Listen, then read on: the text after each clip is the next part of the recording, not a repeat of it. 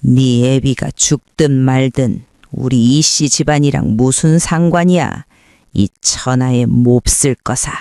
친정아버지가 위독하다는 소식에 겨우 KTX표를 예매했지만 시어머니는 제 캐리어를 박살내고 제 뺨을 후려쳤습니다. 남편이란 작자는 그런 시어머니를 말리기는커녕 제 신분증을 빼앗고 쇠사슬로 제 발목을 묶어버렸습니다. 설날 무려 18명이나 되는 시댁 식구들의 차례상과 세찬을 차려야 하니 어디도 갈 수 없다는 것이었습니다. 하지만 그들은 몰랐습니다. 그 순간 제 주머니 속 휴대폰이 그들의 모든 만행을 똑똑히 녹음하고 있다는 것을. 그리고 설날 아침 시댁은 상상도 못할 지옥을 맛보게 되었습니다. 과연 막내 며느리의 통쾌한 복수는 어떻게 펼쳐질까요? 뒷이야기가 궁금하시다면 평안한 노년 채널 구독과 좋아요를 눌러주세요. 시어머니 박말숙 여사의 주름지고 거친 손이 허공을 갈랐다. 내 아이보리색 캐리어는 2층 계단 꼭대기에서 아래로 세차게 내동댕이 쳐졌다. 캐리어가 계단을 구르는 소리는 둔탁한 천둥 소리처럼 연달아 울리며 내 심장을 짓눌렀다. 마침내 쾅! 하는 굉음과 함께 캐리어는 1층 거실 대리석 바닥에 처박혔다. 잠금 장치가 터져나가고 아버지를 위해 정성껏 고른 영양제와 갈아입을 옷 몇 벌, 그리고 엄마에게 드리려고 산 새 목도리가 사방으로 흩어졌다. 이 천하의 몹쓸 거사. 어딜 도망가려고. 박말숙 여사의 침방울이 내 얼굴에 튈 듯했다. 축 처진 눈초리에는 뼛속 깊은 증오와 당연하다는 듯한 통제욕이 서려 있었다. 뚱뚱한 몸으로 계단 입구를 막아선 모습은 거대한 산처럼 나를 짓눌러 숨 막히게 했다. 나, 김서아는 휴대폰을 쥔 손을 부들부들 떨었다. 화면에는 방금 결제 완료된 KTX 승차권 예매 내역이 선명하게 떠 있었다. 출발 시간은 3시간 후였다. 어머니, 나는 최대한 목소리를 가다듬으려 했지만 끝은 미세하게 떨려 나왔다. 아버지께서 심근경색으로 입원하셨어요. 상태가 안 좋으셔서 잠깐 뵙고 와야 할 것 같아요. 딱 3일만요. 설 전날까지는 꼭 돌아올게요. 개소리 집어치워. 박말숙 여사의 손바닥이 날아왔다. 반사적으로 고개를 돌렸지만 거친 손바닥은 내 광대뼈를 스치고 지나갔다. 화끈거리는 통증이 살칸 아래로 파고들었다. 집안 식구가 18명인데 설날 음식은 누가 하고 닭이며 갈비찜이며 저는 누가 부치는데 청소는 누가 하고 차례상에 올릴 음식은 누가 준비해? 네가 가버리면 이 많은 일을 나 늙은이 혼자 죽어라 하라고? 아니면 네 형님들이랑 시누이들 보란듯이 우리 이씨 집안 웃음거리로 만들 셈이야? 그녀가 말하는 18명이란 올해 시댁에 모여 설을 세기로 한 시부모님과 남편 이강호, 그리고 그의 2 형과 2 누나, 각자의 배우자와 아이들, 거기에 몇몇 당숙들까지 포함된 대가족을 의미했다. 그리고 이 모든 사람을 시중드는 일은 내가 시집 온 지 3년째 되던 해부터 당연하다는 듯 온전히 내 몫이 되었다. 남편 이강우는 서아야, 네가 제일 야무지잖아. 엄마가 널 제일 예뻐하시는 거 알지? 라고 말했고, 시어머니는 얘야, 네가 막내 며느리니 집안일 좀 더 하는 게 효도하는 길이다 라고 말했다. 그렇게 좀 더 한 것이 5년이었다. 섣달 그중부터 정월 대보름까지 허리가 끊어질 듯 아픈 거는 일상이었고, 음식이 짜다느니 바닥을 제대로 닦지 않았다느니 하는 타박을 듣는 것 또한 일상이었다. 나는 효부, 현모양처라는 채찍에 맞아 이 집안에서 5년간 팽이처럼 돌았다. 하지만 오늘은 더 이상 돌 수 없었다. 어머니 아버지가 병원에 누워 계시다고요. 나는 목소리를 높였다. 눈시울이 저절로 붉어졌다. 전 아버지의 하나뿐인 딸이에요. 오빠는 해외에 있어서 당장 들어오지도 못하고요. 엄마 혼자 너무 힘들어하세요. 잠깐 뵙고만 오면 안 될까요? 네, 애비가 죽든 말든 우리 이씨 집안이랑 무슨 상관이야. 박말숙 여사는 허리에 손을 얹고 악을 썼다. 시집온 계집은 출가외인이야. 넌 이제 이씨 집안 사람이고 죽어도 우리 집 귀신이 되어야 해. 차례상 시중들 사람이 1명이라도 모자라는 건 절대 안 돼. 3일은커녕 3분도 안 돼. 꿈도 꾸지 마. 그 말에 심장이 얼어붙는 것 같았다. 한기가 혈관을 타고 온몸으로 퍼져나갔다. 이 사람이 내가 5년간 시중 들고 5년간 어머니라 부른 사람이었다. 그때 계단에서 발소리가 들렸다. 아래층에서 TV를 보던 남편 이강우였다. 소란을 듣고 올라온 모양이었다. 나는 지푸라기라도 잡는 심정으로 그를 향해 애원하는 눈빛을 보냈다. 강우 씨, 어머님께 말씀 좀 드려줘요. 아버지가. 이강우는 짙은 눈썹을 찌푸린 채 노발대발하는 어머니와 나를 번갈아 쳐다봤다. 그의 얼굴에는 익숙한 짜증과 함께 눈치채기 힘든 냉담함이 서려 있었다. 서아야, 당신도 참 생각이 짧았어. 그가 입을 열었다. 목소리는 거칠었다. 아버님께서 어제 그러시더라. 올해 설 음식은 작년보다 더 풍성하게 차리라고. 친척들 다 보는데 당신이 이렇게 가버리면 이 많은 일을 누구한테 떠맡기라고. 어머니 연세도 있으신데 쓰러지시는 꼴 보고 싶어? 하지만 우리 아버지는 장인어른은 장모님께서 돌봐드리면 되잖아. 정 안 되면 간병인 쓰면 되고.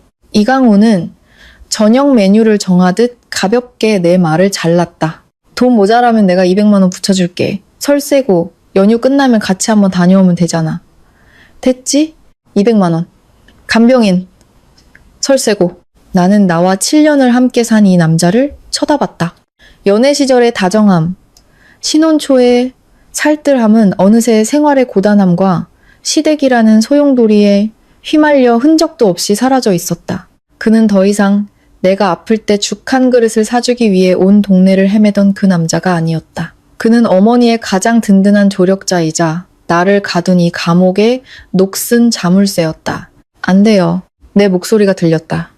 건조했지만 이상하리만치 또렷했다. 오늘 가야만 해요. 표는 이미 예매했어요.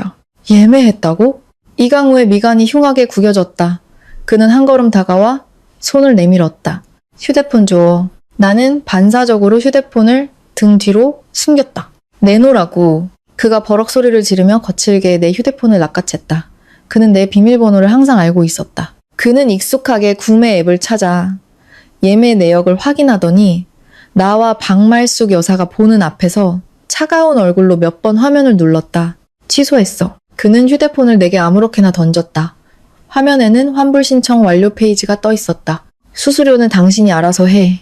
다음부터는 쓸데없는 고집 부리지 말고. 취소했다. 그가 내 아버지의 생사가 걸린 그 표를 취소해버렸다. 머릿속에서 이성이라는 끈이 핑 소리를 내며 끊어지는 것 같았다. 아니, 끊어지지 않았다. 그저 극한까지 팽팽하게 당겨져 분노, 서러움, 공포, 절망 같은 모든 감정을 또 참해 기이한 마비 상태로 만들었을 뿐이다. 박말숙 여사는 만족스러운 듯 흥 소리를 내며 턱을 치켜들었다. 이강우는 모든 게 해결되었다는 듯 몸을 돌려 아래층으로 내려가며 중얼거렸다. 거실꼴이 이게 뭐야? 어서 치워. 아, 저녁에 큰형네 식구들 오니까 제대로 된 요리 몇 개 더 준비하고. 나는 그의 뒷모습, 바닥에 흩어진 짐, 그리고 시어머니의 승리감에 찬 표정을 멍하니 쳐다봤다. 그때 휴대폰이 다시 한번 울렸다. 엄마에게서 온 음성 메시지였다. 나는 스피커폰으로 재생했다. 엄마의 억지로 울음을 참는 지칠 대로 지친 목소리가 계단에 울려 퍼졌다. 서아야, 내 아빠가 방금 또 안 좋아졌어. 의사 선생님이 마음의 준비를 하라는데 너 차는 탔니? 도착하면 엄마한테 전화 좀 해줘. 엄마 너무 무섭다. 메시지가 끝나고 사방에 정적이 흘렀다. 박말숙 여사는 입을 삐죽였고 이강우는 내려가던 걸음을 멈췄지만 돌아보지는 않았다. 나는 천천히 주저앉아 흩어진 물건들을 줍기 시작했다. 찌그러진 영양제 상자, 먼지 묻은 엄마의 캐시미어 목도리. 나는 목도리의 먼지를 아주 천천히 가볍게 털어냈다. 그러고는 고개를 들어 시어머니를, 그리고 계단 모퉁이에 선 남편의 희미한 그림자를 쳐다봤다. 알았어요. 안 갈게요. 내 목소리는 아무런 감정 없이 평온했다. 박말숙 여사는 진작 그럴 것이지 하는 경멸의 표정을 지었고 이강우는 안도의 한숨을 쉬며 다시 아래층으로 걸음을 옮겼다. 나는 짐을 끌어모아 2층 침실로 돌아와 문을 잠갔다. 차가운 문에 등을 기댄 채 천천히 바닥으로 미끄러져 내렸다.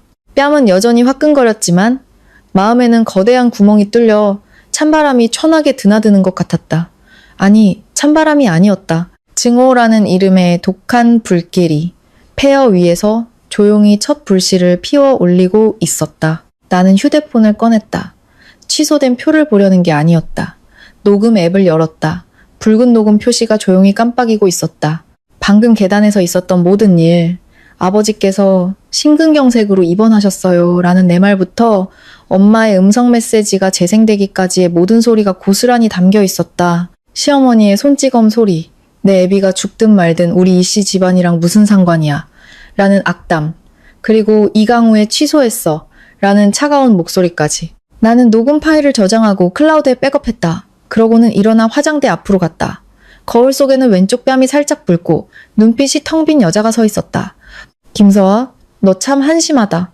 하지만 한심한 희극도 마지막에는 웃을 수 있어야지.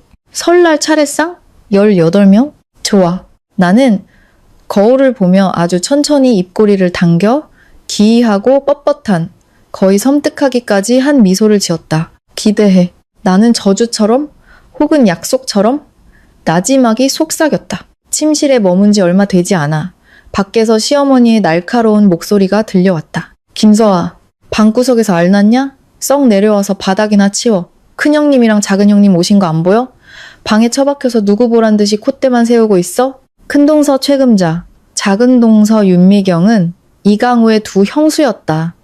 그들은 시어머니를 제외하고 이 집에서 나에게 가장 큰 소리로 이래라 저래라 할 자격이 있는 여자들이었다. 두 사람은 입만 살아서 흠집 잡는 데는 도가 뗐다. 명절 음식을 준비할 때면 그들은 기껏해야 나물 다듬는 시촌만 하다가 소파에 앉아 과일을 깎아 먹으며 내가 끓인 국이 싱겁다느니 무친 나물 맛이 이상하다느니 떠들어댔다. 나는 심호흡을 한번 하고 거울을 보며 헝클어진 머리를 정리해 붉어진 뺨을 가렸다. 그리고 문을 열고 나갔다. 거실은 예상대로 시끌벅적했다. 두 동서는 각자 아이들을 데리고 와, 내가 방금 주워 모은 짐을 둘러싸고 혀를 차고 있었다. 어머나, 친정 가서 호강이라도 하시려고 했나 봐? 큰동서 최금자가 찌그러진 홍삼 상자를 집어들고 흔들어 보이며 비아냥거렸다. 아주 제대로 챙겼네. 돈 좀 썼겠는데, 동서? 어머님, 제가 한 말씀 드리자면 며느리는 역시 마음이 친정으로 쏠리기 마련이라니까요. 작은 동서 윤미경은 더 노골적이었다. 그녀는 먼지 묻은 캐시미어 목도리를 집어들고 호들갑을 떨었다. 세상에, 이거 캐시미어 아니에요? 사부인 드리려고요? 동서 어머님은 평소에 아끼고 아끼시는데 어머님께는 이렇게 비싼 목도리 하나 사드리는 걸 못 봤네. 정말 섭섭하시겠어요. 박말숙 여사의 얼굴이 더욱 시커멓게 변했다. 그녀는 나를 매섭게 쏘아봤다. 나는 시선을 내린 채 다가가 말없이 작은 동서의 손에서 목도리를 뺏어들고 바닥에 흩어진 것들을 다시 정리하기 시작했다. 한마디도 하지 않았다. 내 침묵이 그들을 재미없게 만들었는지 아니면 내가 완전히 제압당했다고 생각했는지 두 동서는 금세 화제를 돌려 시어머니와 올해 차례상에 올릴 음식에 대해 떠들기 시작했다. 그들의 목소리는 승리자의 여유로 가득했다. 나는 짐을 다시 정리해 침실 구석에 두고 아래층으로 내려가 엉망이 된 거실을 치우기 시작했다. 바닥을 닦고 테이블을 정리하고 과일을 씻고 떠들고 있는 가족들에게 차를 내어갔다. 마치 프로그램된 로봇처럼 오후가 되자 이강우의 두 누나, 시누이들도 가족들을 이끌고 들이닥쳤다. 큰 누나 이춘희는 집이 가까워 자주 드나들었는데 성격이 드세고 말이 거칠었다. 작은 누나 이가을은 다른 도시에 살아 1년에 몇 번 오지 않았지만 올 때마다 누구보다 거드름을 피웠다. 집안은 순식간에 시끄러운 시장 바닥처럼 변했다. 아이들은 소리를 지르며 뛰어다녔고 어른들은 목청껏 떠들었다. 과자 부스러기와 과일 껍질이 사방에 널렸다. 그리고 나만이 쉴 새 없이 그 사이를 오가며 물을 끓이고 차를 내고 간식을 준비하고 아이들이 어지른 쓰레기를 치웠다. 그리고 그들의 새로운 타박을 들어야 했다. 서아야, 이 귤 싱싱하지가 않네? 껍질이 말랐잖아. 테이블 밑에 먼지 그대로 있네. 안 닦았어? 저녁에는 식구들 많으니까 음식 넉넉하게 해. 작년처럼 모자라서 망신당하지 말고. 나는 아무 표정 없이 묵묵히 그들의 말을 들었다. 심장은 이미 무감각해져 더 이상 아프지도 않았다. 나는 그저 관찰하고 있었다. 이 마골 속의 요괴 하나하나를 외부인의 시선으로. 시어머니 박말숙 여사는 이 마굴의 주인이자 모든 것을 통제하며 나를 괴롭히는 것을 낙오로 삼는 자. 남편 이강우는 간수로서 창살을 더욱 단단히 하고 내가 날갯짓 하려는 모든 시도를 꺾어버리는 자. 두 동서는 아첨하는 야차로서 깃발을 흔들고 부채질하며 상황을 악화시키는 자. 시누이들은 순찰하는 저승사자처럼 흠을 잡아 자신의 존재감을 과시하는 자. 그리고 나는 이 탑 아래 진압되어 영원히 벗어날 수 없다고 여겨지는 재물. 참으로 역겨운 가족 사진이었다. 저녁 식사 시간, 거대한 원형 식탁에 온 가족이 둘러앉았다. 나는 볶음 요리 8가지에 탕 하나를 더해 정신없이 음식을 날랐다. 마지막 요리를 상에 올리고 내 밥을 풀어 갔을 때 식탁은 이미 전쟁터가 된 후였다. 아이들은 고기를 차지하기 위해 싸웠고 어른들도 거의 식사를 마친 상태였다. 내 자리는 없었다. 나는 밥그릇을 든 채 부엌과 거실 경계에 서서 그들의 시끌벅적한 대화를 들으며 맨밥을 씹었다. 모래를 씹는 것 같았다. 아서워요. 이쑤시개로 이를 쑤시던 큰 누나 이춘희가 문득 생각났다는 듯이 말했다. 너 주민등록증 좀 가져와봐. 나는 흠칫하며 그녀를 쳐다봤다. 뭘 봐? 어서 가져와. 이춘희가 짜증을 냈다. 회사에서 가족정보 등록해야 한다고 해서 사본 좀 뜨게. 나는 반사적으로 이강우를 쳐다봤다. 그는 닭다리를 뜯느라 정신이 없었다. 그는 고개도 들지 않고 말했다. 누나가 가져오라잖아. 뭘 꾸물거려. 불길한 예감이 등골을 타고 스멀스멀 기어 올라왔다. 나는 밥그릇을 내려놓고 2층 침실로 올라갔다.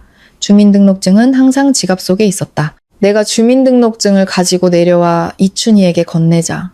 그녀는 흘긋 보기만 하고는 옆에 앉은 이강우에게 넘겼다. 이거 어머님이 가지고 계신 게 낫겠어요. 얘한테 두면 불안해서 어디 쓰겠어요. 이춘희는 너무나도 당연하다는 듯 시어머니에게 말했다. 박말숙 여사는 주민등록증을 받아 손에 쥐었다. 마치 하찮은 벌레를 잡은 것처럼. 어머니, 내 목소리가 허공에 흩어지는 것 같았다. 주민등록증은 제가 써야 하는데요. 네가 쓴다고? 박말숙 여사가 비웃었다. 네가 뭘 쓰려고? 또 몰래 표 끊어서 도망가려고? 김서아, 꿈도 꾸지 마. 올해는 꼼짝 말고 집에서 일이나 해. 동서랑 이 집안을 위해서 그러시는 거야. 작은 동서 윤미경이 거들었다. 어머님이 신분증 가지고 계시면 동서가 혹시라도 충동적으로 잘못된 생각하는 걸 막을 수 있잖아. 친정아버님 상태 안정되고 설세고 나서 강호 씨랑 같이 다녀오면 되잖아. 나는 반박하고 싶었다. 신분증이 없으면 아무것도 할 수 없고 심지어 병원 수속조차 밟을 수 없다고 말하고 싶었다. 됐고, 시끄러워. 이강우가 갑자기 테이블을 쾅 내리쳤다. 국물이 사방으로 튀었다. 그는 자신의 권위가 도전받았다는 분노로 가득 찬 흉흉한 눈빛으로 나를 쏘아봤다. 어머니랑 누나가 다 이 집안을 위해서 그러시는 건데 어디서 계속 토를 달아? 한 번만 더 쫑알거리면 가만 안 둬. 나는 분노로 일그러진 그의 얼굴, 냉담하거나 구경하는 표정의 식구들, 그리고 시어머니 손에 들린 내 것이지만 내 것이 아닌 그 카드를 쳐다봤다. 차가운 마비감이 다시 온몸으로 퍼져나갔다. 나는 눈을 감았다. 떴다. 알았어요. 나는 그렇게 말하고 부엌으로 돌아가 차갑게 식어버린 밥을 마저 먹었다. 주민등록증을 빼앗겼다. 마치 척추뼈 하나를 뽑힌 기분이었다. 하지만 이걸로는 부족했다. 아직 한참 부족했다. 밤늦게 엉망이 된 부엌을 겨우 치우고 술에 취한 친척들을 배웅했다. 시누이네 두 집은 자고 가기로 했다. 나는 녹초가 된 몸을 이끌고 2층 침실로 돌아왔다. 이강우는 이미 씻고 침대에 누워 휴대폰을 보고 있었다. 눈길 한 번 주지 않았다. 나는 말없이 씻으러 들어갔다. 따뜻한 물이 몸을 적셨지만 뼛속까지 스미 남기는 가시지 않았다. 거울 속에 나는 창백하고 초췌했으며 눈에는 빛이 없었다. 그저 깊고 어두운 정적만이 존재했다. 씻고 나오니 침실 문 앞에 검고 기다란 물체가 놓여 있었다. 가까이 다가가 보니 새끼손가락 굵기의 쇠사슬이었다. 한쪽 끝에는 자전거에 쓰는 묵직한 U자형 자물쇠가, 다른 쪽 끝에는 가죽이 덧대어진 차가운 족쇄가 달려 있었다. 순간 피가 얼어붙었다. 이게 뭐예요? 내 메마른 목소리가 울렸다. 이강우는 그제야 휴대폰에서 눈을 떼고 나를 쳐다봤다. 그의 얼굴에는 아무런 표정이 없었다. 심지어 약간의 짜증마저 섞여 있었다. 사슬, 어머니 뜻이야. 오늘 밤부터 당신이 얌전히 설 음식 다 만들고 설 쐬고 나서까지 밤에 잘 때는 이거 차고 자. 이걸 차라고요? 나는 그의 말을 따라했다.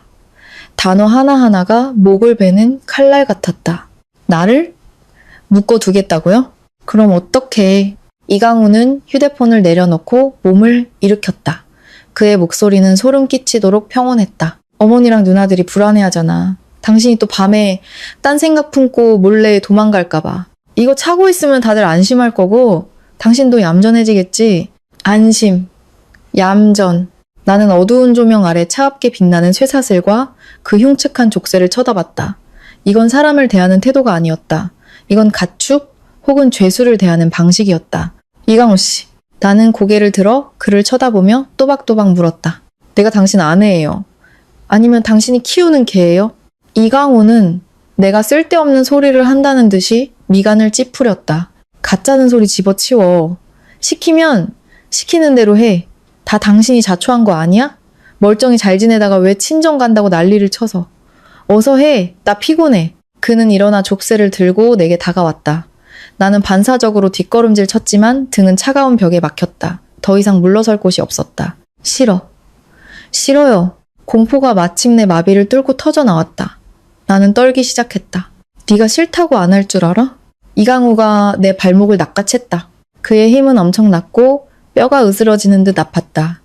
차가운 가죽고리가 내 발목에 채워졌다.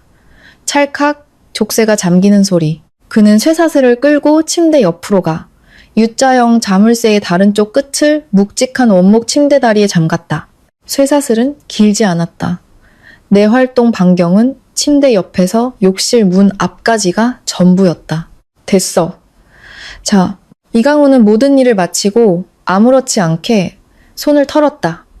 마치 사소한 업무를 처리한 것처럼 그는 다시 침대에 누워 나를 등졌다. 나는 그 자리에 못 박힌 듯 서 있었다. 발목의 차가운 감촉과 굴욕적인 무게감이 너무나도 선명했다. 쇠사슬은 조금만 움직여도 철그렁하는 귀에 거슬리는 소리를 냈다. 나는 벽에 기댄 채 차가운 바닥으로 천천히 주저앉았다. 창문으로 스며든 달빛이 쇠사슬 위로 떨어져 섬뜩한 빛을 냈다. 나는 침대에 누운 남편의 익숙한 뒷모습을 쳐다봤다. 연애할 때 그는 내 발이 차갑다며 자기 품에 안고 녹여주곤 했다. 신혼 때는 겨울이면 미리 이불을 데워놓고 내가 들어오길 기다렸다. 언제부터였을까? 시어머니가 처음으로 내 면전에서 나를 헐뜯을 때, 그가 고개를 숙이고 휴대폰만 만지작거리던 그때부터였을까? 내가 처음으로 부엌에서 과로로 쓰러졌을 때 그가 내게 몸이 약해서 그렇다며 일을 더해서 체력을 길러야 한다고 말했을 때부터였을까? 아니면 내가 처음으로 집에 작은 가구 하나를 드리고 싶다고 했을 때 그가 내게 돈 아까운 줄 모른다고 소리쳤을 때부터였을까? 기억나지 않았다. 7년의 시간은 과거의 희미한 온기를 흔적도 없이 마모시켰다. 발목의 쇠사슬은 무겁고 차가웠다. 하지만 더 무겁고 차가운 것은 내 마음이었다. 나는 벽에 기댄 채 무릎을 끌어안고 얼굴을 팔에 묻었다. 울지 않았다. 눈물은 계단에서 그가 내 표를 취소하던 그 순간 이미 다 말라버린 것 같았다. 얼마나 지났을까? 침대에서 이강우의 골은 코골이가 들려왔다. 나는 천천히 고개를 들었다. 얼굴에는 눈물 자국 대신 얼음장처럼 차갑고 텅 빈 평온함만이 남아있었다. 달빛이 내 눈에 떨어졌지만 아무런 빛도 반사하지 못했다. 그저 끝을 알 수 없는 깊은 연못 같았다. 나는 발을 살짝 움직였다. 쇠사슬이 철그렁 소리를 냈다. 고요한 밤에 유난히 크게 들렸다. 나는 고개를 숙여 내 발목을 젖혀맨 흉측한 금속고리를 쳐다봤다. 그리고 아주 천천히 손을 뻗어 그 차가운 쇠사슬을 손끝으로 만져보았다. 자물쇠, 신분증, 쇠사슬, 그들은 내 발을 묶고 내 날개를 자르려 했다. 나는 천천히 손을 거두고 다시 나 자신을 끌어안았다. 좋아, 참 좋아. 설날이라고? 18명의 세찬이라고? 기대해, 기대하고 있으라고. 나는 눈을 감았다. 어둠이 나를 감쌌지만 나는 알고 있었다. 내 마음속 차가운 폐허 위에서 무언가가 소리 없이 미친 듯이 자라나고 있다는 것을. 증오보다 더 차갑고 절망보다 더 광기 어린 것. 그것은 파멸의 씨앗이었고 이제 막 흙을 뚫고 싹을 틔우고 있었다. 아직 동도 트지 않은 새벽, 시어머니 박말숙 여사가 빗자루 손잡이로 문을 두드리는 소리에 잠이 깼다. 몇 시인데 아직도 자빠져. 자, 네가 상전이야? 썩 일어나. 오늘이 섣달 그쯤이야. 할 일이 태산이라고. 그녀의 목소리는 무딘 칼로 쇠를 긁는 소리처럼 문을 뚫고 내 얕은 잠을 찢어놓았다. 발목에 차갑고 묵직한 감각이 순간 선명해졌다. 몸을 움직이자 쇠사슬이 철그렁 소리를 내며 어젯밤의 그 굴욕적인 현실을 다시금 일깨워 주었다. 이강호도 소리에 깼는지 불만스러운 소리를 내며 몸을 뒤척이더니 다시 잠에 빠져들었다. 내 처지에는 조금도 관심이 없었다. 나는 몸을 일으켜 허리를 숙였다. 손가락이 차가운 가죽과 더 차가운 금속 자물쇠에 닿았다. U자형 자물쇠는 묵직한 침대 다리에 단단히 잠겨 있었다. 열쇠는 분명 시어머니나 이강호에게 있을 터였다. 아무리 흔들어도 꼼짝도 하지 않았다. 밖에서는 박말숙 여사가 참지 못하고 문을 발로 차기 시작했다. 나는 포기하고 말없이 일어났다. 쇠사슬의 길이는 욕실 문 앞까지 닿았다. 나는 최대한 빨리 세수를 했다. 얼음장 같은 물이 얼굴에 닿자 정신이 조금 들었다. 거울 속 여자의 눈밑은 시커멓고 눈빛은 마른 우물 같았다. 문을 열자 박말숙 여사의 심술탓은 얼굴이 앞을 가로막았다. 그녀는 나를 위아래로 훑어보았다. 특히 바짓단 아래로 살짝 튀어나온 족쇄와 쇠사슬의 흔적을 쳐다보며 만족스러운 듯 입꼬리를 비틀었다. 뭘 꾸물거려. 아침밥 안 차려. 썩 내려가. 그녀는 마치 가축을 몰듯 몸을 비켜섰다.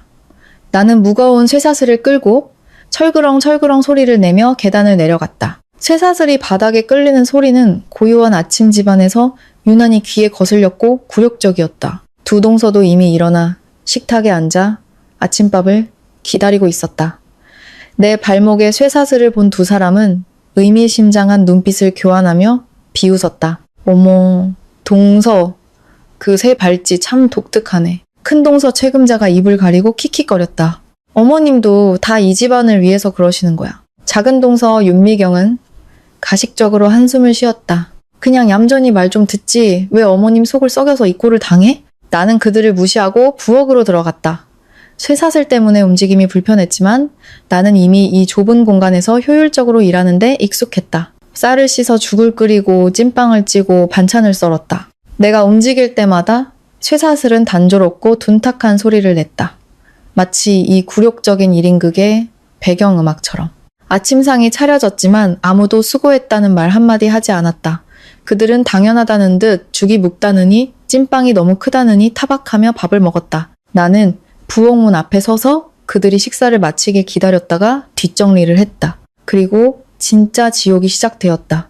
박말숙 여사는 온갖 집안 규칙이 적힌 목록을 꺼내들고 명령을 내리기 시작했다. 온 집안 대청소부터 시작해 모든 창문을 닦고 커튼을 빨고 가구에 왁스를 먹이는 일, 그리고 복잡한 차례상 음식을 준비하는 일까지. 제물로 쓸 고기는 특정 부위여야 했고 떡은 특정 모양으로 빚어야 했다. 마지막으로 18명이나 되는 식구들이 먹을 설날 세찬의 방대한 메뉴까지 모든 것이 세세하게 적혀 있었다. 냉채 8가지, 더운 요리 12가지, 탕 2가지, 그 외 각종 전과 후식까지 모든 것이 내게 떠맡겨졌다. 오늘까지 이거 다 끝내놔. 내일 섣달 그퉁. 오전에는 차례 지내고 오후부터는 저녁 음식 준비 시작해야 되니까.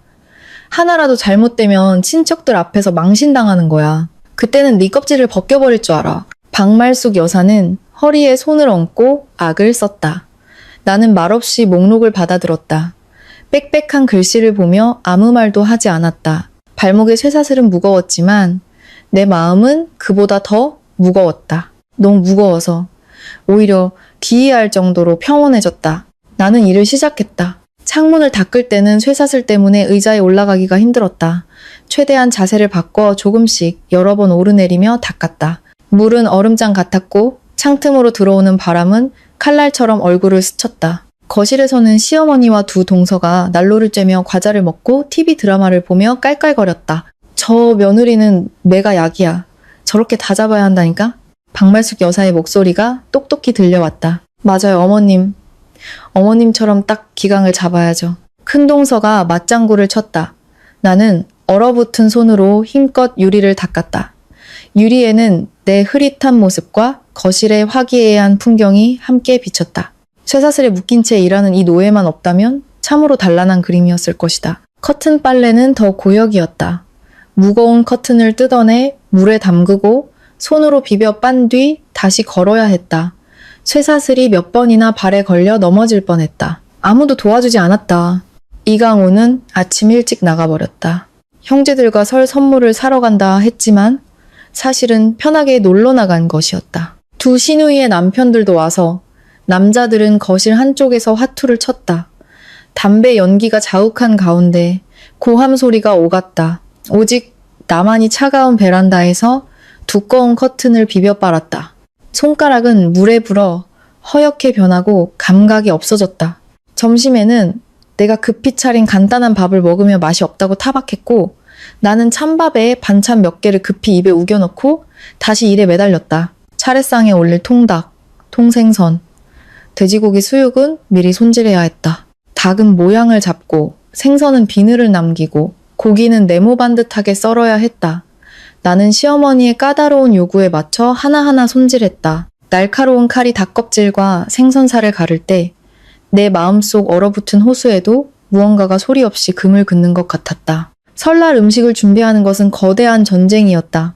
살아있는 닭 몇 마리를 직접 잡고 털을 뽑고 내장을 손질해야 했다. 나는 닭을 잡아본 적이 없었다.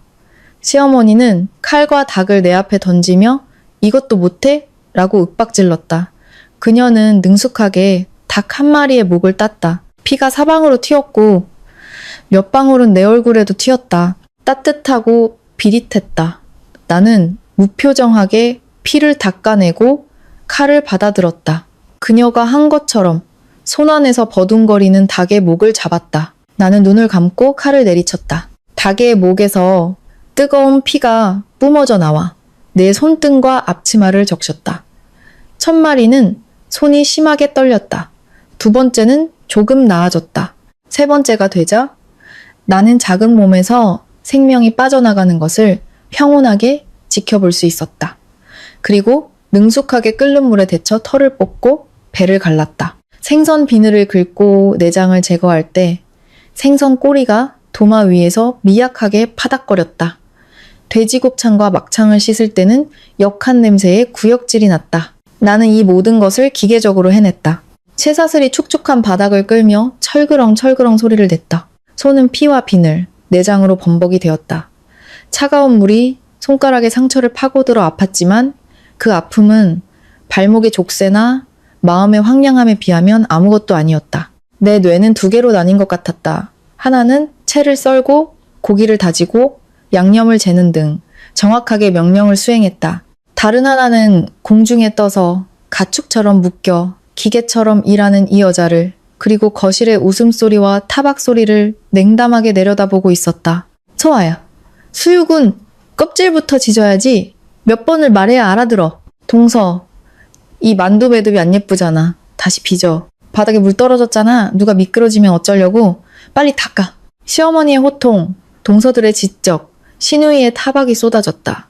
나는 반박도 변명도 없이 아무런 표정 없이 시키는 대로 했다. 마치 입력된 명령만 수행하는 인형처럼. 오직 가끔 거실 쪽을 쳐다볼 때면 내 눈 깊은 곳에서 아주 차갑고 날카로운 빛이 스쳐 지나갔다. 밤이 다시 찾아왔을 때 나는 목록에 적힌 일의 대부분을 겨우 마쳤다. 창문은 빛났고 커튼은 깨끗했으며 차례상에 올릴 음식들은 팔선상 위에 가지런히 놓여 있었다. 부엌에는 손질된 식재료들이 냉장고와 조리대를 가득 채웠다. 나는 기름과 피, 세제가 뒤섞인 기묘한 냄새를 풍겼다. 머리는 헝클어지고 앞치마는 더러웠다. 발목의 쇠사슬과 자물쇠에도 물때와 오물이 가득했다. 허리는 끊어질 것 같았고 손가락은 퉁퉁 붓고 뻣뻣했다. 박말숙 여사는 뒷짐을 지고 여왕처럼 순시하며 내 작업 결과를 검사했다. 그녀는 눈에 잘 띄지도 않는 먼지 몇 군데를 지적하며 잔소리를 했지만 대체로 만족하는 듯 했다. 됐다. 오늘은 여기까지. 내일 새벽 5시에 정확히 일어나서 차례 준비해. 시간 어기면 네 껍질을 벗겨버릴 테니 알아서 해. 그녀는 그 말을 남기고 만족스러운 얼굴로 TV를 보러 갔다. 나는 부엌 구석의 작은 의자에 주저앉았다. 앞치마를 풀 기운도 없었다. 거실에서는 TV 소리, 가족들의 웃음소리, 아이들의 장난소리가 들려왔다.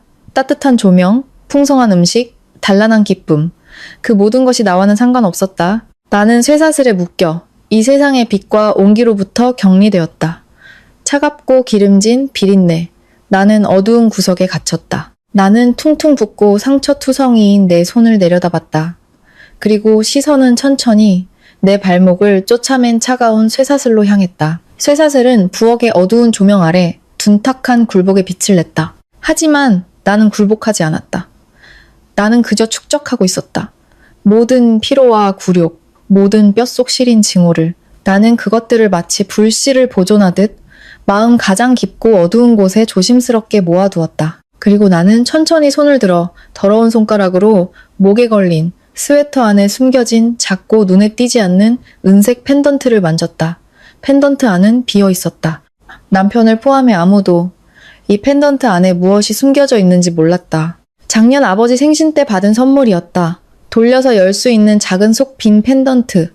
아버지는 그때 웃으며 말씀하셨다. 서아야, 여기 안에 내 작은 비밀을 담아두렴. 이제 그 안에는 비밀보다 더 무거운 것이 담겨 있었다. 나는 손을 내리고 다시 눈을 감았다. 얼굴에는 지칠 대로 지친 무표정만이 남아있었다. 내일은 섣달 글써 차례 세찬 18명. 나는 발을 살짝 움직였다. 쇠사슬이 철그렁 소리를 냈다. 마치 응답하듯이 혹은 카운트다운을 하듯이. 기대해. 이제 곧 막이 오를 테니. 섣달 그 첫날 새벽 5시. 칠흑 같은 어둠 속에서 쇠사슬이 바닥에 끌리는 소리가 2층 침실에 어김없이 울려 퍼졌다. 시어머니가 문을 발로 차기 전에 나는 스스로 일어났다. 족쇄에 쓸려 벗겨진 발목 피부가 화끈거렸다. 움직일 때마다 살이 찢어지는 듯 아팠지만 이제 그 고통은 정확하게 무시할 수 있었다. 이강우는 옆 침대에서 코를 골며 깊이 잠들어 있었다. 나는 말없이 세수를 했다. 얼음장 같은 물이 마지막 남은 잠기운을 몰아냈다. 거울 속 여자의 눈 밑은 시커멓고 얼굴은 창백했지만 눈빛은 더 이상 어젯밤처럼 죽어있지 않았다. 마치 폭설이 내리기 직전에 얼어붙은 호수처럼 차갑게 응축된 평온함이 서려 있었다. 아래층으로 내려가니 부엌 불이 켜져 있었다. 박말숙 여사가 벌써 일어나 팔짱을 낀 채 부엌 한가운데 서 있었다. 감독관처럼 나를 보더니 흥소리를 냈다. 눈치는 있네. 어서 서둘러. 어젯밤에 불려놓은 쌀로 떡국 끓일 준비부터 해. 차례상에 올려야 하니까. 그리고 제사 음식들 상에 올릴 준비하고. 하나라도 빠뜨리면 안 돼. 쇠사슬이 걸음을 방해했지만 이미 무뎌진 나의 효율성을 막지는 못했다. 쌀을 불리고 가래떡을 썰고 육수를 냈다. 차례상에 올릴 음식들을 하나하나 꺼내 그릇에 담고 데울 것은 데웠다. 삶아놓은 통닭과 생선, 수육은 모양을 다시 잡았다. 나는 정교하게 프로그램된 기계처럼 차가운 부엌에서 쇠사슬의 단조로운 반주에 맞춰 말없이 움직였다. 날이 희미하게 밝아올 무렵 떡국이 끓고 제사 음식이 모두 준비되었다. 거실 팔선상 위에는 음식이 가득 차려졌고 향도 피어졌다. 이강우와 그의 형들 그리고 매형들까지 시어머니의 호통에 잠에서 깨어나 씻고 옷을 갈아입고 차례를 지낼 준비를 했다. 남자들은 그나마 멀끔한 옷을 입고 하품을 하며 거실로 모여들었다. 시어머니, 동서들, 시누이들은 모두 새 옷과 새 장신구로 화려하게 치장하고 거실에 모여 차례가 시작되기를 기다렸다. 아무도 나를 쳐다보지 않았다. 나는 어제 입었던 기름때 묻은 낡은 옷을 그대로 입고 머리는 대충 틀어올린 채 발목에는 우스꽝스러운 쇠사슬을 차고 있었다. 이 엄숙한 의식과 어울리지 않는 유령처럼 나는 조용히 부엌 문 앞 그늘 속으로 물러났다. 차례가 시작되었다. 시아버지 이진국이 가장으로서 먼저 향을 피우고 조상님께 가족의 안녕과 번영을 기원하는 충문을 읽었다. 그리고 장유 유서에 따라 남자들이 먼저 절을 하고 그 다음 여자들이 절을 했다. 향연기가 자욱한 가운데 분위기는 엄숙했다. 나는 차가운 문틀에 기댄 채 그들의 경건하거나 혹은 마지못해 하는 표정들을 쳐다봤다. 그들은 조상님의 보살핌을 빌었다. 나를 가축처럼 묶고 노예처럼 부리는 이 집안의 안녕을 빌었다. 참으로 역설적이었다. 의식이 끝나고 제사 음식을 내렸다. 대부분의 음식은 다시 손질되어 저녁 식사상에 오를 것이었다. 박말숙 여사가 손을 휘저으며 말했다. 됐다! 어서 이거 치우고 점심 준비해. 오후부터는 저녁에 낼 큰 요리들 시작해야 하니까 진짜 전투가 시작되었다. 18명의 설날 세찬. 생각만 해도 끔찍했지만 나에게는 더 이상 끔찍해할 자격조차 없었다. 나는 태엽이 감긴 인형처럼 부엌의 연기와 불길 속으로 뛰어들었다. 냉채 8가지. 수육, 백숙, 해파리 냉채, 갈비찜, 잡채, 삼색나물, 도라지전과 연근조림. 하나하나 시간이 걸리는 음식들이었다. 더운 요리 12가지. 떡갈비, 동파육, 생선찜, 대하구이, 너비아니, 가리비찜, 칠리새우, 버섯볶음, 약식, 닭찜, 표고버섯전, 삼색꼬치전, 탕, 2가지, 신선로, 갈비탕, 그리고 떡국, 각종 후식과 과일까지. 나 혼자였다. 오직 나 혼자. 시어머니는 가끔 들어와 일을 돕는 대신 감독하고 흠을 잡았다. 두 동서는 2번 들어왔는데 한 번은 갓 튀긴 전을 집어먹으러, 또 한 번은 부엌에 기름 냄새가 진동한다며 코를 막고 나가버렸다. 시누이들은 부엌 문턱도 넘지 않았다. 쇠사슬이 계속 발에 걸렸다. 특히 재료를 가지러 빨리 움직여야 할 때 2번이나 걸려 넘어질 뻔했다. 뜨거운 솥에 손을 짚어 빨갛게 되었지만 나는 말없이 찬물에 손을 헹구고 다시 채소를 썰었다. 다지고 볶고 튀기고 쪘다. 부엌은 뜨거운 김과 기름 연기로 가득했다.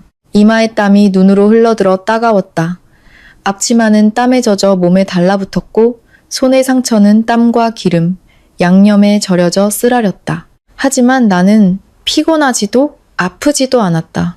뇌는 이상할 정도로 맑았고 심지어 기이한 흥분마저 느껴졌다. 나는 식재료들이 내 손에서 그럴듯한 요리로 변해가는 것을 보며 차갑게 계산했다. 소금은 얼마나, 설탕은 얼마나, 간장, 식초, 맛술, 각종 양념, 내 손가락은 양념통 사이를 정확하고 안정적으로 오갔다. 어떤 요리는 시어머니가 시킨 대로 혹은 예전 방식 그대로 만들었다.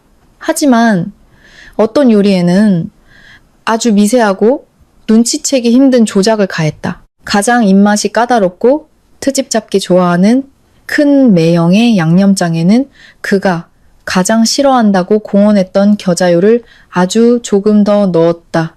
작은 동서가 가장 좋아하는 갈비찜에는 식초를 살짝 더 넣어 신맛이 조금 더 날카롭게 느껴지도록 했다. 항상 비아냥거리던 큰 동서가 먹을 나물에는 그녀가 자신도 모르게 알레르기 반응을 보이지만 내가 우연히 발견했던 어떤 향신료 가루를 살짝 뿌렸다. 식사 후에 몸이 좀 가렵지만 심하지는 않을 정도의 양이었다. 그리고 시어머니 박말숙 여사가 가장 좋아하는 신선로에는 식욕을 돋우지만 과식하면 속이 더부룩해지는, 어제 돼지 내장을 손질하며 따로 떼어두었던 어떤 분비물을 아주 조금 섞었다. 눈치채기 힘들지만 효과는 확실했다. 이 모든 조작은 가장 정교한 음모처럼 모든 과정에 소리 없이 녹아들었다. 내 동작은 자연스러웠고 표정은 무감각했다. 쇠사슬에 묶인 채 묵묵히 일하는 이 여자가 정성껏 차린 이 성찬에 어떤 특별한 풍미를 더하고 있는지 아무도 알아챌 수 없었다. 시간은 기름 끓는 소리와 함께 흘러갔다. 창밖은 점점 어두워졌고 멀리서 간간히 폭죽 소리가 들려왔다. 오후 4시가 넘자 큰형 이강훈의 식구들을 시작으로 작은형 이강민의 식구들, 그리고 시누이네 식구들까지 속속 도착했다. 집안은 금세 시끌벅적해졌다. 서아야, 생선 다 됐어? 빨리 내와. 이 전은 모양이 왜 이래? 예쁘게 좀 담아. 탕에 간은 봤어? 맛도 안 보고 뭘 하는 거야? 떡국 고명이 너무 적잖아. 간장 좀 더 넣어. 명령과 타박이 쉴 새 없이 쏟아졌다. 나는 조리대와 싱크대, 도마 사이를 팽이처럼 돌았다. 철그렁. 쇠사슬 소리가 유일한 반주였다. 저녁 6시. 마침내 설날 세찬이 준비되었다. 거대한 원형 식탁 위에는 음식이 겹겹이 쌓여 눈과 코를 자극했다. 18명의 식구들이 시끌벅적하게 둘러앉았다. 자, 식사합시다. 박말숙 여사가 한박 웃음을 지으며 큰 소리로 외쳤다. 모두가 자리에 앉아 서로 술을 권하며 덕담을 나눴다. 분위기는 최고조에 달했다. 나는 더러워진 앞치마를 풀고 노란 조명 아래 유난히 눈에 거슬리는 쇠사슬을 끌며 내 밥그릇에 반찬 몇 가지를 담아 부엌으로 돌아가려 했다. 서아야. 큰 누나 이춘희가 갑자기 나를 불렀다. 그녀는 마치 선심이라도 쓰는 듯한 미소를 띠고 있었다. 하루 종일 고생했는데 부엌에서 먹지 말고 의자 하나 가져와서 저기 끝에 앉아서 먹어. 그녀가 가리킨 곳은 식탁 가장자리, 복도와 가까운 구석이었다. 떠들썩하던 식탁이 순간 조용해졌다. 모든 시선이 내게, 정확히는 내 발목의 쇠사슬에 쏠렸다. 호기심, 경멸, 무관심, 그리고 작은 동서처럼 노골적인 조롱이 섞인 시선들이었다. 박말숙 여사는 눈살을 찌푸렸지만 말리지는 않았다. 이강우는 나를 한번, 누나를 한번 쳐다보더니 얼버무렸다. 누나가 앉으라잖아. 앉아서 먹어. 나는 밥그릇을 든 채 그 자리에 서 있었다. 발목의 쇠사슬은 차갑고 식탁의 음식은 뜨거웠다. 그들의 붉게 달아오른 얼굴이 아른거렸다. 괜찮습니다. 내 목소리가 들렸다. 아무런 감정의 동요도 없었다. 부엌에 아직 할 일이 남아서요. 나는 그 말을 남기고 철그렁 소리를 내며 차갑고 기름진 음식물 쓰레기 냄새가 나는 부엌으로 돌아갔다. 등 뒤에서 다시 소란스러운 소리가 들려왔다. 아무도 이 작은 소동을 마음에 두지 않는 듯 했다. 그들은 금세 맛있는 음식과 술, 그리고 가문의 번영이라는 환상에 다시 빠져들었다. 나는 부엌의 차가운 타일 벽에 기댄 채 식어버린 밥과 반찬을 천천히 씹었다. 귀에는 식당의 웃음소리가 선명하게 들려왔다. 어머님, 이 갈비찜 정말 최고예요. 부드럽고 간도 딱 맞네. 이 생선찜은 정말 예술이다. 서아솜씨가 늘었네. 형님, 그 새팔찌 정말 예뻐요. 아버님, 새해 복 많이 받으시고 건강하세요. 자자, 건배. 우리 이씨 가문 새해에도 대박 납시다. 대박. 나는 입안의 음식을 천천히 삼키고 부엌 유리문 너머로 보이는 화목한 가족의 모습을 쳐다봤다. 그리고 아주 천천히 고개를 숙여 어두운 부엌 조명 아래 희미하게 빛나는 내 발목의 쇠사슬을 내려다봤다. 다시 손을 들어 가슴팍에 작고 차가운 은색 펜던트를 가만히 쥐었다. 펜던트 안에 숨겨둔 것은 제자리에 있었다. 식당의 열기는 최고조에 달했다. 누군가 시작한 건 배제이에 모두가 서로의 건강과 행운을 빌며 잔을 부딪혔다. 나는 그들의 소란스러운 웃음소리와 내 음식 솜씨에 대한, 물론 나의 괘씸함에 대한 비난과 함께 칭찬을, 그리고 가문의 번영에 대한 희망을 조용히 들었다. 아무도 보지 않는 그늘 속에서 내 입꼬리가 아주 미세하게 올라갔다. 그것은 미소가 아니었다. 차갑고 날카로운 수확을 기다리는 칼날의 곡선이었다. 마음껏 드세요. 마음껏 마시고요. 제가 당신들을 위해 정성껏 준비한 이 단란한 식사를. 나는 조용히 밥그릇을 내려놓고 싱크대로가 수도꼭지를 틀었다. 차가운 물이 기름 묻은 손을 씻어내렸다. 그리고 내 마음속에 혹시라도 남아 있었을지 모를 아주 미미한 온기까지도 함께 씻어내렸다. 전체 요리는 끝났다. 이제 본 요리가 화려하게 막을 올릴 시간이었다. 설날 저녁 식사는 거의 2시간 동안 이어졌다. 식당은 그릇과 술병으로 어지러웠고 술 냄새가 진동했다. 남자들은 대부분 얼굴이 붉어졌고 목소리는 점점 커졌다. 각자 자신의 사업이나 허황된 꿈을 떠벌리거나 세상이 불공평하다고 불평하며 시끄럽게 떠들었다. 여자들도 와인이나 음료를 마셔 얼굴이 상기되었다. 그들은 시시콜콜한 이야기를 나누며 음식 맛을 평가하고 서로의 새 옷과 장신구를 품평했다. 그리고 자연스럽게 버릇없는 나에 대한 이야기로 화제를 돌리며 시어머니 박말숙 여사의 현명한 가르침을 칭송했다. 아이들은 진작에 배를 채우고 집안을 뛰어다니며 소리를 질렀다. 의자가 넘어지고 그릇이 깨질 듯 시끄러웠지만 아무도 제대로 말리지 않았다. 나는 소리 없는 그림자처럼 그들이 첫 번째 식사를 마친 후부터 묵묵히 뒷정리를 시작했다. 빈 접시를 치우고 과일과 떡을 내고 바닥에 떨어진 뼈와 생선 가시, 쏟아진 술을 닦았다. 쇠사슬이 바닥에 끌리는 소리는 소음에 묻혀 거의 들리지 않았다. 내가 가까이 다가갈 때만 누군가 내 발목을 흘긋 쳐다보고는 재빨리 시선을 돌릴 뿐이었다. 마치 부정한 것을 본 것처럼. 아무도 나를 돕지 않았다. 수고했다는 형식적인 말 한마디조차 없었다. 나는 이미 익숙했다. 아니, 내 마음은 더 이상 그런 것에 상처받지 않았다. 나는 그저 기계적으로 무표정하게 움직였다. 귀는 정밀한 레이더처럼 식탁에서 오가는 모든 대화를, 특히 음식에 대한 평가를 놓치지 않고 포착했다. 형님, 오늘 음식 맛은 괜찮은데 이 양념장은 왜 이렇게 코를 쏘죠? 큰매형이 코를 킁킁거리며 투덜거렸다. 코는 무슨? 당신이 유난스러운 거지? 큰 누나 이춘희가 쏘아 붙였지만 그녀 자신도 팔을 긁적였다. 근데 이 집에 모기가 있나? 왜 이렇게 몸이 가렵지? 새 스웨터 때문에 그런 거 아니에요? 작은 동서 윤미경이 대꾸하며 자신도 몸을 뒤틀었다. 그러고 보니 나도 좀... 그리고 이 갈비찜 식초를 너무 많이 넣었나 봐요. 이가 시려서 못 먹겠네. 박말숙 여사는 자식들의 아첨을 즐기다 말고 그쪽을 쏘아보았다.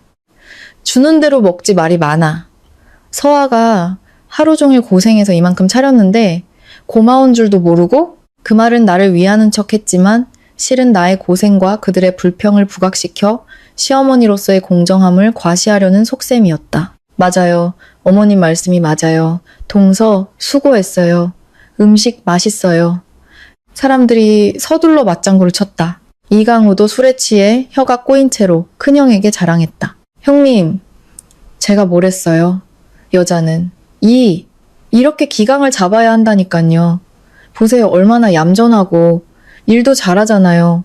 큰형 이강우는 허허 웃으며 이강우의 어깨를 두드렸다. 아주 공감한다는 표정이었다. 나는 높이 쌓인 더러운 접시들을 들고 부엌으로 향했다. 이강우의 등 뒤를 지날 때 그가 팔을 휘젓다가 팔꿈치로 내 허리를 세게 쳤다. 와장창. 손이 미끄러지면서 맨 위에 접시 몇 개가 바닥으로 떨어져 산산조각이 났다. 국물과 음식 찌꺼기가 사방으로 튀었고 내 바짓단도 더러워졌다. 아이, 뭐 하는 거야? 이강우는 소리에 놀라 돌아보다가 바닥에 난장판을 보고 버럭 소리를 질렀다. 칠칠 맞게 설날에 그릇 깨면 재수 없는 거 몰라? 모든 시선이 순식간에 내게 집중되었다. 혐오, 질책, 그리고 고소하다는 표정. 박말숙 여사의 얼굴이 굳어졌다. 이 칠칠 맞은 것, 저 접시가 얼마짜린 줄 알아? 일은 제대로 못하면서 사고만 치고 안 치우고 뭐해? 보기만 해도 속 터지네. 나는 아무 말 없이 쪼그려 앉아 날카로운 사기 조각들을 줍기 시작했다. 손가락이 베어 피가 맺혔지만 나는 미간을 살짝 찌푸리고 계속 조각을 주었다. 재수없게. 큰 동서가 나지막이 쏘아붙였다. 정말 설날부터 작은 동서가 거들었다. 나는 조각들을 하나하나 주워 쓰레기통에 버리고 빗자루와 걸레를 가져와 바닥을 깨끗이 닦았다. 모든 과정 동안 고개를 숙인 채 한마디도 하지 않았다. 마치 벌을 기다리는 죄인처럼. 정리를 마치고 다시 부엌 싱크대로 돌아와 수도꼭지를 틀었다. 차가운 물이 손가락의 상처를 스치자 따끔했다. 나는 핏물이 물에 씻겨 하수구로 사라지는 것을 멍하니 쳐다봤다. 이 작은 소동으로 잠시 중단되었던 식당의 소란은 금세 다시 시작되었다. 그들은 그들의 단란함과 즐거움, 그들의 가문의 영광을 계속해서 떠들어댔다. 나는 설거지를 하며 문틈으로 들려오는 그들의 대화와 틈틈이 들려오는 내 발목의 쇠사슬에 대한 조롱을 들었다. 한편으로는 가족 단톡방에 퍼져나갈 그 녹음 파일과 사진을 생각했다. 그들이 이 사실을 알게 되었을 때 어떤 표정을 지을지, 어떤 혼란에 빠질지 상상하며 차가운 분노와 함께 기이한 평온함을 느꼈다. 이제 곧 이 거짓된 평화는 깨질 것이다. TV에서는 설날 특집 방송이 한창이었다. 자정이 가까워오자 떡국을 끓이고 밤참을 준비해야 했다. 나는 다시 식당으로 불려나가 구석의 작은 상에서 밀가루를 반죽하고 만두소를 만들었다. 그들은 TV를 보며 떠들다가 가끔 내게 소가 짜다느니 만두피를 얇게 밀라느니 지시했다. 나는 말없이 만두를 빚었다. 복주머니 모양의 만두들이 내 손에서 빚어져 채반 위에 가지런히 놓였다. 자정이 가까워오자 밖에서 폭죽 소리가 요란해졌다. TV 소리도 묻힐 정도였다. 집안 사람들도 흥분하기 시작했다. 아이들은 귀를 막고 소리를 질렀고 어른들은 서로 새해 복 많이 받으세요 라고 인사하며 밖으로 나갈 준비를 했다. 서아야, 떡국 좀 끓여놔. 밤참 먹게. 그리고 저 과일이랑 과자들 다시 예쁘게 담아놓고 멍하니 서 있지 말고. 박말숙 여사가 명령했다. 나는 시키는 대로 떡국을 끓여 상에 내고 과일과 과자를 다시 담았다. 사람들은 떡국을 몇 숟갈 뜨는 둥 마는 둥 하더니 거실에 모여 새해 카운트다운을 기다렸다. 이강우와 형제들은 폭죽을 들고 아래층으로 내려갔고 여자들은 창가에 모여 구경했다. 집안이 잠시 텅 비었다. 나는 식탁을 치우다가 거실 테이블 위를 흘긋 보았다. 마시다만 음료수, 컵과 과일 껍질, 그리고 아무렇게나 던져진 휴대폰 몇 개. 그중 하나는 이강우의 것이었다. 폭죽을 터트리러 급히 내려가느라 두고 간 모양이었다. 내 심장이 묵직하게 쿵 하고 뛰었다. 나는 부엌으로 향하는 척하다가 아주 자연스럽게 테이블 위에 컵을 치우려는 듯 쇠사슬을 끌며 테이블 옆으로 다가갔다. 쇠사슬의 길이는 정확히 거기까지 닿았다. 나는 왼손으로 빈 컵을 집어들고 오른손은 마치 무심코 테이블 위를 스치는 것처럼 움직여 이강우의 휴대폰을 건드렸다. 산,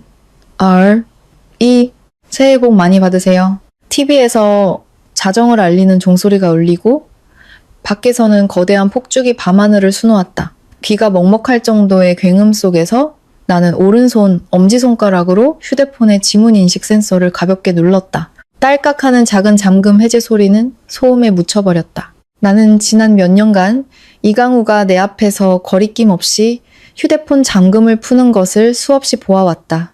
그의 모든 비밀번호를 알고 있었다. 그는 나를 경계할 필요가 없는 사람으로 여겼으니까. 나는 재빨리 가족 단톡방을 열었다. 그리고 내 목걸이 펜던트 안에 숨겨두었던 초소형 메모리 카드에서 어제 녹음한 음성 파일과 오늘 아침 몰래 찍어둔 사진 한 장을 꺼내 전송했다. 음성 파일에는 시어머니의 욕설과 폭행, 이강우의 냉담한 목소리, 그리고 엄마의 절박한 음성이 담겨 있었다. 사진은 내 발목에 채워진 차가운 쇠사슬과 자물쇠의 클로즈업 사진이었다. 전송, 계정 로그아웃, 실행 기록 삭제.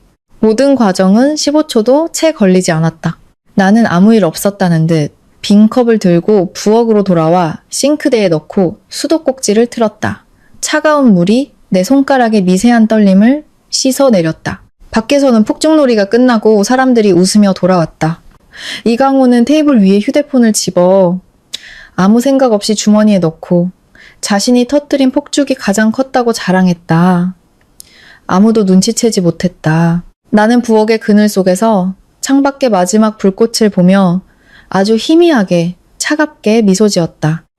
새해 복 많이 받으세요. 나의 사랑하는 가족들. 제가 드리는 이 밤참 선물이 부디 마음에 드시길. 설날 아침. 공기는 폭죽의 화약 냄새와 명절 특유의 나른함으로 가득했다. 전통에 따라 오늘은 늦잠을 자고 어제 남은 음식을 먹으며 풍요로운 한 해를 기원하는 날이지만 나에게는 해당되지 않았다. 나는 날이 밝자마자 쇠사슬을 끌며 스스로 일어났다. 어젯밤 나는 거의 뜬 눈으로 밤을 새웠다. 발목의 상처는 화끈거렸지만 정신은 얼음장처럼 차갑고 맑았다. 나는 평소처럼 씻고 아래층으로 내려가 어젯밤의 전쟁터 같았던 부엌을 치우기 시작했다. 차갑고 날카로운 물이 기름진 그릇들을 씻어내리는 동안 나는 어젯밤 내가 보낸 새해 선물을 생각했다. 깊은 연못에 던져진 돌멩이처럼 지금은 고요하지만 곧 거대한 파문이 일어날 것이다. 가장 먼저 내려온 사람은 큰동서 최금자였다. 그녀는 나를 발견하고는 의아한 표정을 짓더니 이내 입을 삐죽이며 비아냥거렸다. 어머 동서, 참 부지런도 하네. 그나저나 그 발찌는 여전하네. 보기 흉하게 우리 이씨 집안 망신 다 시킨다니까? 나는 대꾸 없이 설거지를 계속했다. 내 무시에 화가 났는지 그녀는 더 빈정거렸다. 하긴 어떤 사람들은 저렇게 묶어놔야 얌전하다니까. 치아버님도 어제 어머님 방법이 옳았다고 하시더라.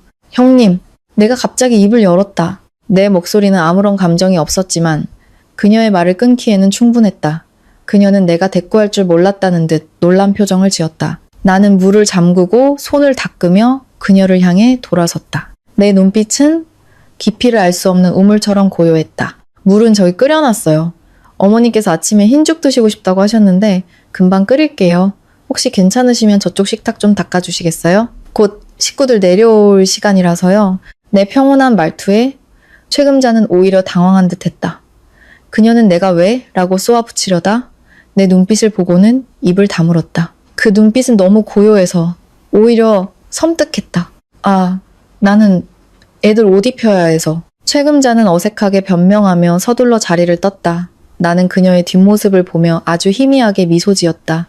벌써부터 겁을 먹는구나. 곧이어 다른 식구들이 내려왔고 반응은 비슷했다. 처음에는 습관처럼 나를 무시하거나 비웃다가도 내가 이상할 정도로 평온한 눈빛으로 쳐다보며 평범하게 말을 걸면 모두 어딘가 불편한 기색을 보이며 자리를 피했다. 마치 순한 양이 갑자기 늑대의 눈빛으로 쳐다보는 것을 본 것처럼. 마지막으로 시어머니 박말숙 여사가 내려왔다.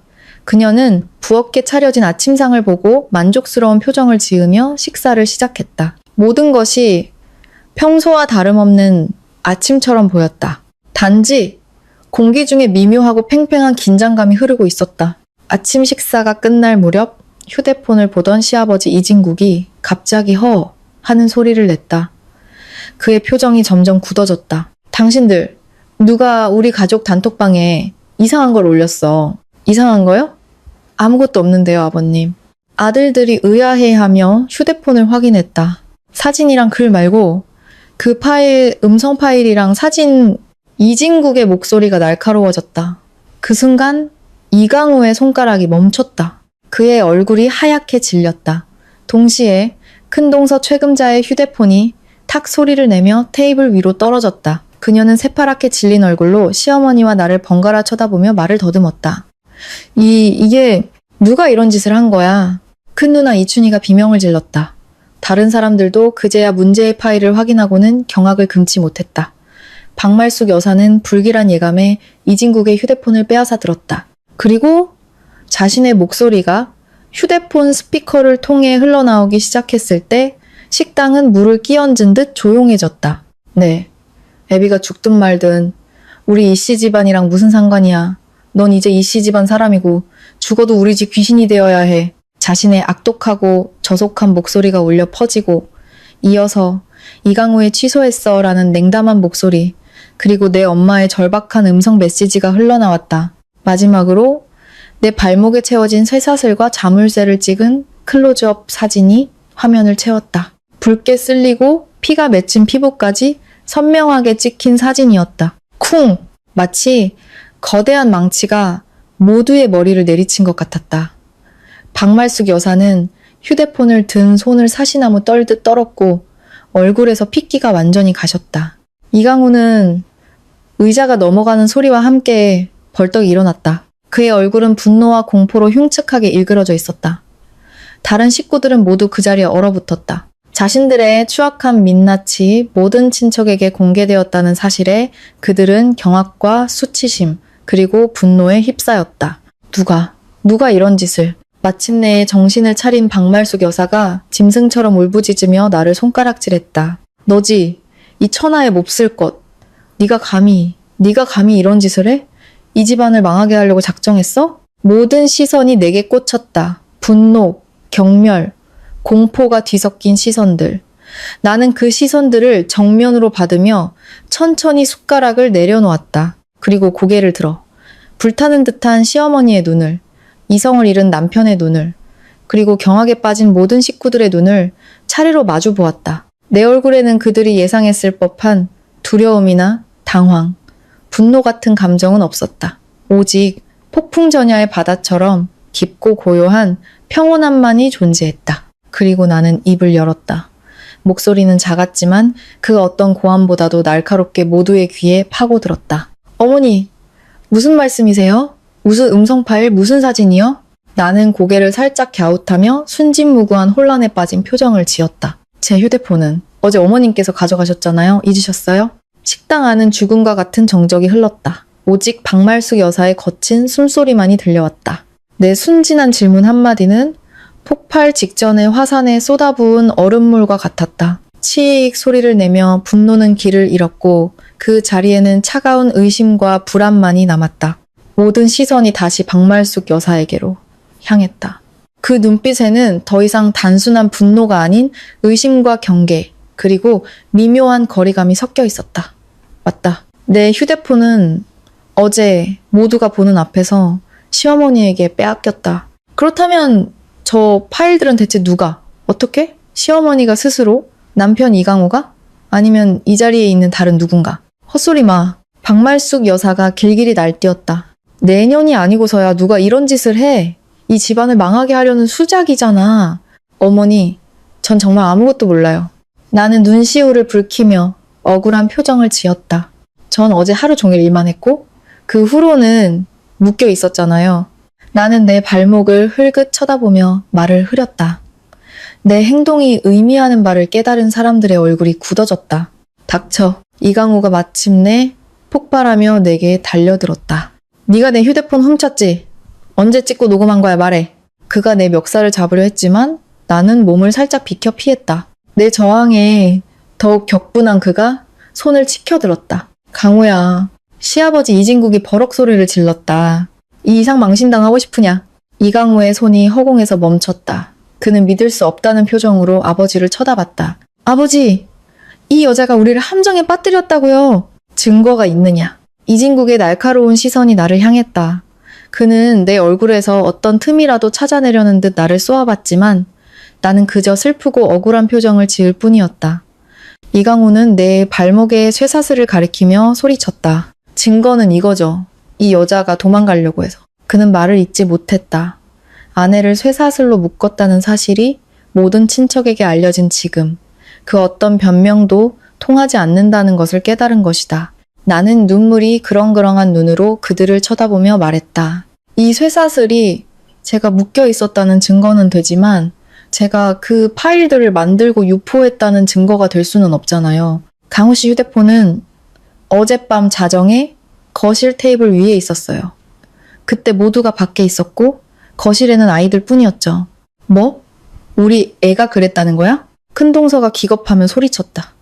다른 사람들도 자기 아이들을 감싸며 나를 비난하기 시작했다. 그들의 공공의 적이 다시 내가 되는 순간 이진국이 다시 한번 소리쳤다. 모두 그만두지 못할까? 그는 나를 노려보며 처음으로 패배를 인정하는 듯한 지친 목소리로 말했다. 서아야, 안다 네가 그동안 고생한 거. 네 어머니와 강우가 잘못했다.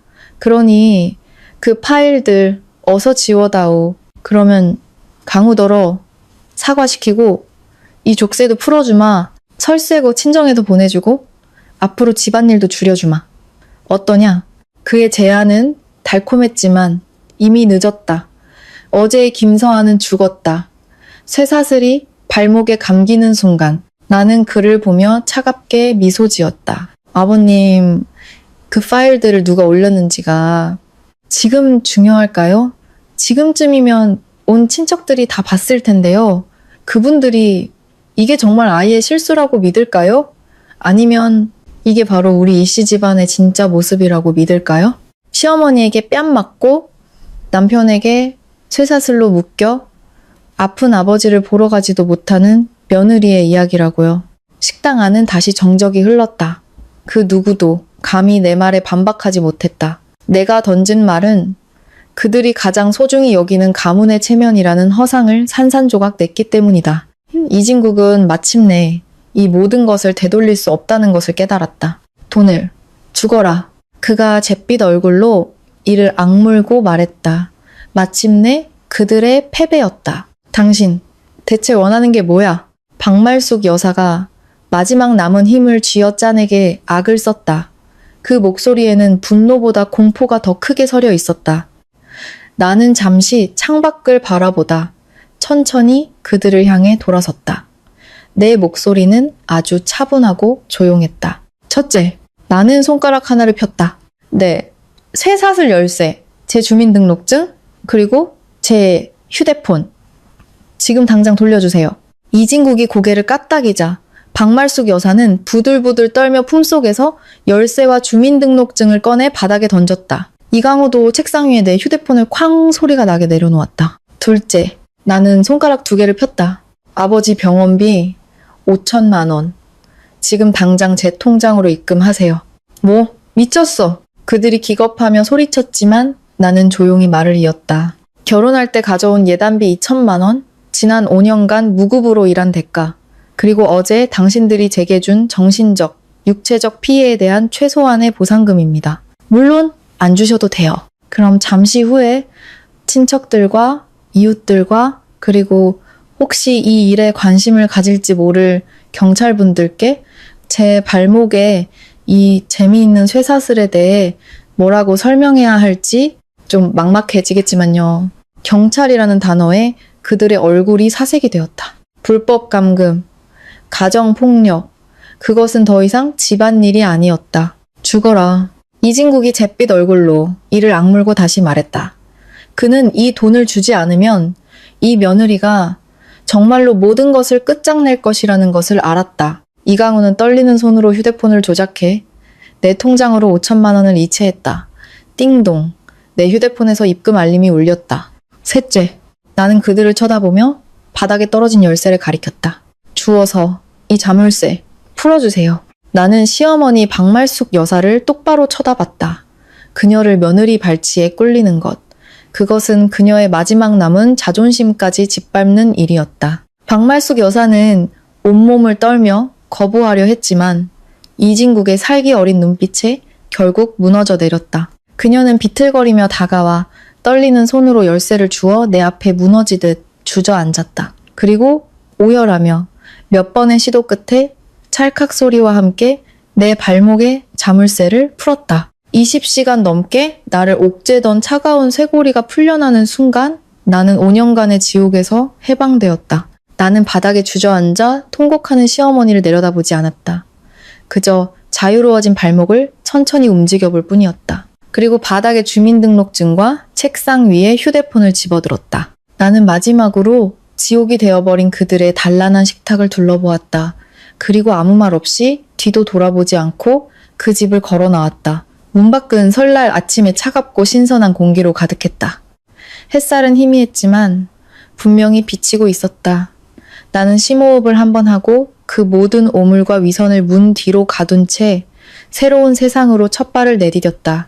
5년간 살았지만 50년처럼 느껴졌던 그 집을 빠져나왔을 때 나는 설날 아침의 햇살이 생각보다 따뜻하다는 것을 깨달았다. 나는 휴대폰을 꺼내 엄마에게 전화했다. 엄마, 나 지금 KTX역으로 가고 있어. 아버지 병원비 5천만 원도 마련했어. 걱정 마. 내가 금방 갈게. 수화기 너머로 엄마의 안도 섞인 울음소리가 들려왔다. 나는 택시를 잡고 예매 앱을 열어 가장 빠른 시간에 표를 예매했다. 결제 완료. 모든 것이 순식간에 이루어졌다. 택시 창밖으로 붉은 복주머니가 걸린 거리와 새 옷을 입고 오가는 사람들이 스쳐 지나갔다. 단란함. 나는 그 단어를 곱씹었다. 진정한 단란함은 서로를 옥죄는 것이 아니라 서로에게 힘이 되어주는 것이다. 병상에 누워 계실지라도 부모님이 계신 나의 집처럼. 휴대폰이 계속해서 울렸다. 가족 단톡방이었다. 온갖 친척들의 비난과 질책, 그리고 자신들은 상관없다는 듯 선을 긋는 메시지들이 폭주하고 있었다. 나는 조용히 그 모든 거를 읽어 내려갔다. 그들이 그토록 중요하게 여기던 체면이 산산조각 나는 순간이었다. 나는 이강우에게 짧은 메시지를 보냈다. 이혼 서류는 변호사를 통해 보내겠습니다. 내 물건은 모두 버리세요. 잘 지내길 바랍니다. 그리고 그의 번호를 차단했다. 기차역 대합실은 활기찼다. 나는 표를 받고 개찰구를 통과했다. 삑 소리와 함께 열린 게이트는 나를 옥죄던 자물쇠가 아니라 새로운 삶으로 향하는 문이었다. 나는 기차에 올라탔다. 창밖의 풍경이 빠르게 뒤로 물러났다. 나는 눈을 감았다. 절망이 아닌 평온한 안도감 속에서 엄마에게서 메시지가 왔다. 서아야, 아빠가 네가 온다는 말 듣고 기운을 차리셨어. 조심히 와. 엄마가 기다릴게. 나는 그 문자를 보며 눈시울이 뜨거워지는 것을 느꼈다. 그리고 답장을 보냈다. 엄마, 기다려줘. 기차는 빛을 향해, 나를 기다리는 진짜 가족을 향해 달렸다. 내 발목에는 더 이상 족쇄가 없었다. 1년 후 초봄. 아버지는 병상에 기대 앉아 내가 끓인 갈비탕을 드시고 계셨다. 거의 1년간의 치료와 간호 끝에 아버지는 기적적으로 건강을 회복하셨다. 의사는 다음 주면 퇴원할 수 있다고 말했다. 우리 딸 솜씨가 점점 느네. 내 엄마보다 낫다. 아버지가 웃으며 말씀하셨다. 사과를 깎던 어머니도 웃으며 맞장구 쳤다. 이 평범하고 따뜻한 풍경, 지난 1년간 이 순간을 위해 나는 버텨왔다. 서아야, 어제 네 친구한테 들었는데 길에서 이강호 씨를 봤다더라. 어머니가 조심스럽게 말을 꺼냈다. 그래요? 잘 지낸대요? 잘 지내긴. 머리는 희끗희끗하고 사람도 못 알아볼 정도로 늙었더래. 회사도 잘리고 남쪽 지방 어디 가서 막노동한다던데. 그 집안 완전히 풍비박산 났다고 하더라. 네, 시어머니는 불법 감금이랑 폭행으로 실형 선고받고 감옥에 갔고 형제들은 재산 문제로 싸우다 의절하고 아무도 왕래 안 한대. 나는 조용히 귤을 깠다. 그들의 결말에 대해 나는 아무런 감흥도 느끼지 못했다. 그저 오래전에 끝난 지루한 연극의 결말을 듣는 기분이었다.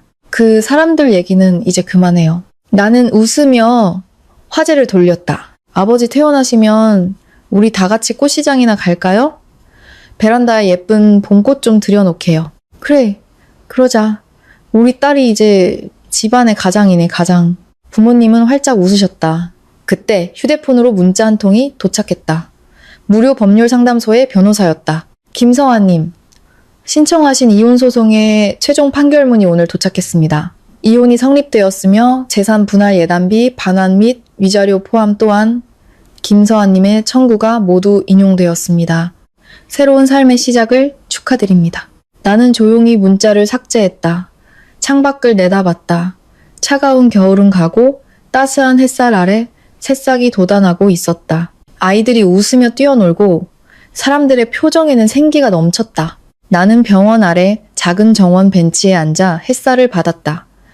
욕설도 폭행도 차가운 쇠사슬 소리도 없는 고요하고 평화로운 오후였다.